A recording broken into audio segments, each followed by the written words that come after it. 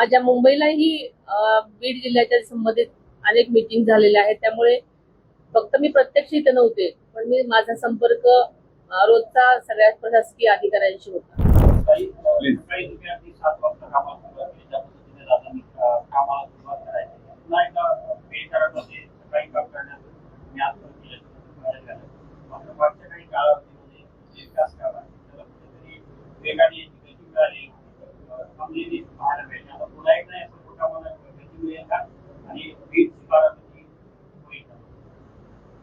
बीडची बारामती सारखं बीड होईल.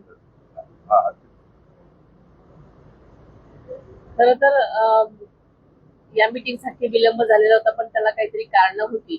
पण माझा संपर्क प्रशासनाशी कायमच होता, कारण मला याची जाणीव होती की रोज चाललेल्या गोष्टी घटना यासाठी ही माझी जबाबदारी आहे आणि मी प्रशासनाच्या प्रत्येक गोष्टीसाठी संपर्कात होते.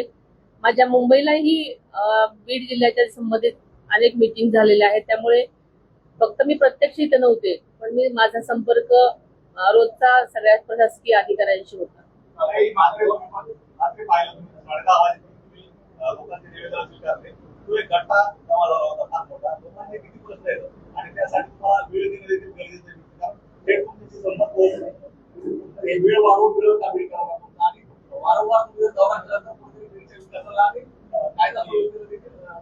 नक्कीच याच्यामध्ये खंड पडणार नाही, कारण इतके दिवस वेगवेगळ्या निवडणुका होत्या, वेगवेगळे माझी स्वतःची निवडणूक होती आणि अनेक वेगवेगळ्या गोष्टी घडत होत्या. त्याच्यामुळे मला इथे प्रत्यक्ष येता आलं नाही.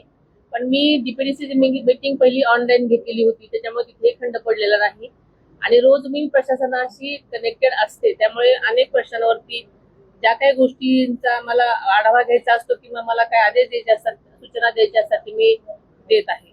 2025 मध्ये अतिवृष्टी झालेली होती, खूप मोठ्या प्रमाणात नुकसान देखील झालं होतं. मात्र यावेळेस आणि अतिवृष्टीमध्ये खूप पाऊस केलेला आहे. अद्यापर्यंत जशा तशा आहे. दादांनी पाहणी केली होती, पाहणी केलेली पूर्ण दुरुस्त होती अशी अपेक्षा होती, मात्र अद्यापर्यंत दुरुस्त झाली नाही. लोकांची अडचण कशी आहे?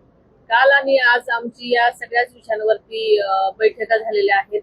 अनेक मागच्या गोष्टींचा आढावा घेण्यात आलेला आहे आणि संबंधित अधिकाऱ्यांना त्या प्रकारच्या सूचना काम पूर्ण करण्यासाठी देण्यात आलेल्या आहेत. कारण माझ्या बरोबर सगळेच लोकप्रतिनिधी होते, त्यांनी तुम्ही सांगितलेल्या गोष्टी सांगितलेल्या आहेत. त्यामुळे सगळ्यांनीच ज्या ज्या काही गोष्टी सांगितलेल्या आहेत, जी काही कामं प्रलंबित होती त्या पूर्ण करण्यासाठी मी सूचना दिलेल्या आहेत. त्यासंबंधी सुद्धा आमची काल चर्चा झाली आणि पुढील कारवाई करण्यासाठी मी सूचना दिलेल्या आहेत. कायदा सुव्यवस्थेचा प्रश्न आहे. सुरेश कायदा सुव्यवस्थेचा प्रश्न आहे.